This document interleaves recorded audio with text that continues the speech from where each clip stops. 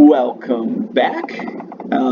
Today I'm going to give a little lecture about electromagnets. So the first thing to know about electromagnets that you hopefully noticed right away when watching the lab demonstration is that currents create magnetic fields. Big point number one here.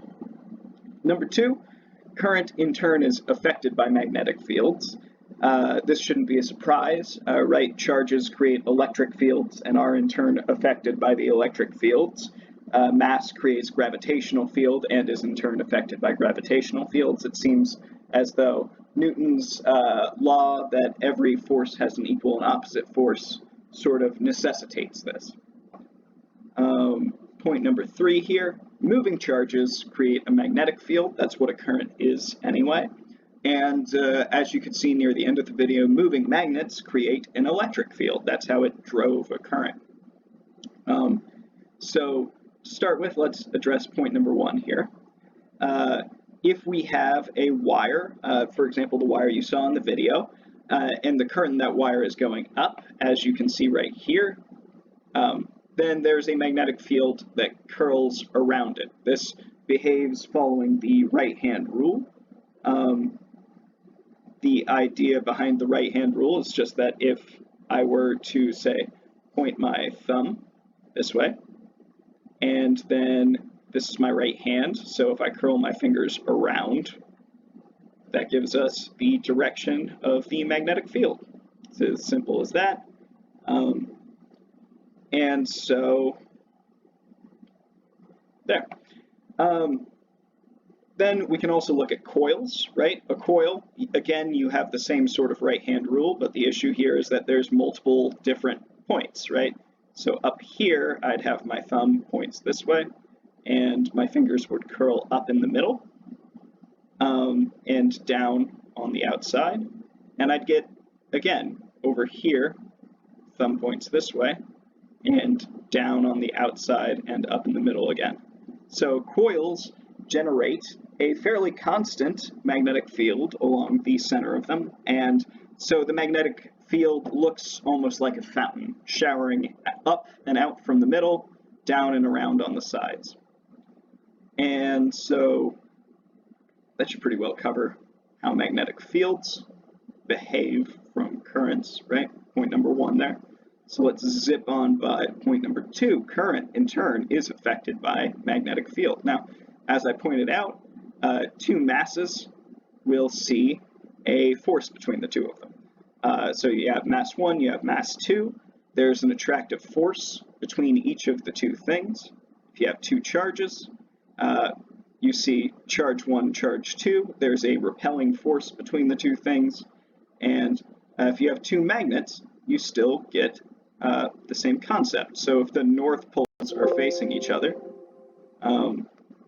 then we get, sorry, let me just remove that. If the north poles are facing each other, we get a repelling force, pushing them apart. Alternatively, if the south poles were facing each other, the force would be attractive, right? So in each of these cases, right, the mass is a source for gravitational field and also feels gravitational force. Charge is a source for electric field and it feels electric force. And magnets are a source of magnetic field and they feel magnetic force. So,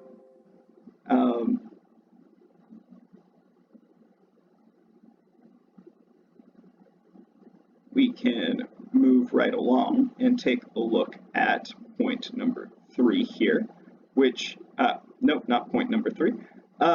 Continuing on in the same point number 2.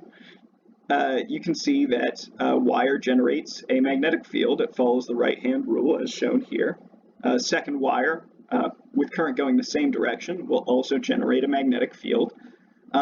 Now, the thing is, if these two currents are near each other, right, they both generate magnetic fields and they both have current. So the magnetic field from this top wire, this magnetic field here will impact this current here. And thus it can actually deform the wire.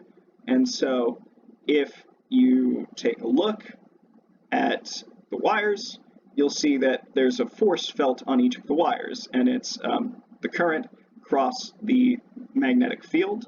That cross product, again, follows the right-hand rule. So if the current direction is this way, as I say down here, and the magnetic field goes into our board, which is what that little X is, then we get a force upwards. And the other one, since it has magnetic field pointed the opposite way on top of it, gets a force downwards. And so these two wires will bend together.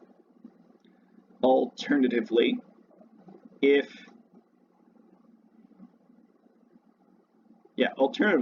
I put the wires with current going opposite directions, they'll actually bend apart because the magnetic field is still coming down.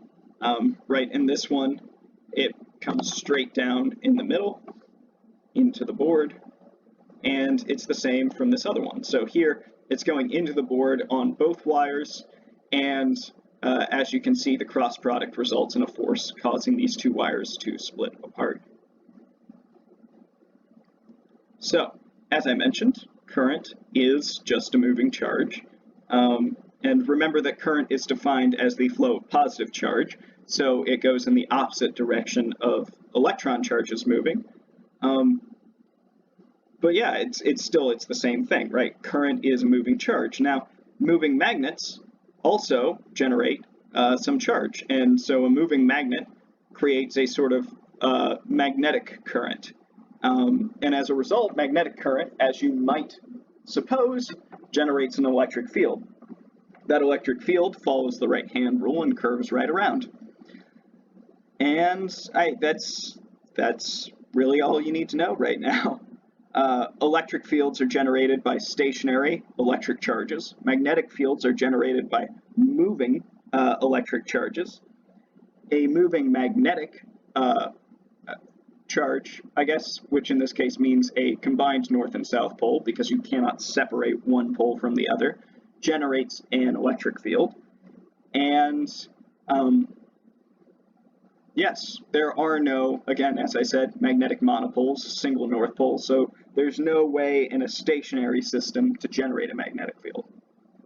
For this reason, electric fields and magnetic fields are often combined and called the electromagnetic field, because a magnetic field is something like a correction term to an electric field, right? An electric field is the first order approximation if everything is stable, and then the magnetic field is what happens when stuff starts to move. So that should be enough to cover all your points for now. And in the next video, we will talk about what these characteristics of electric and magnetic fields imply, and as a result, derive the speed of light. So that'll be cool.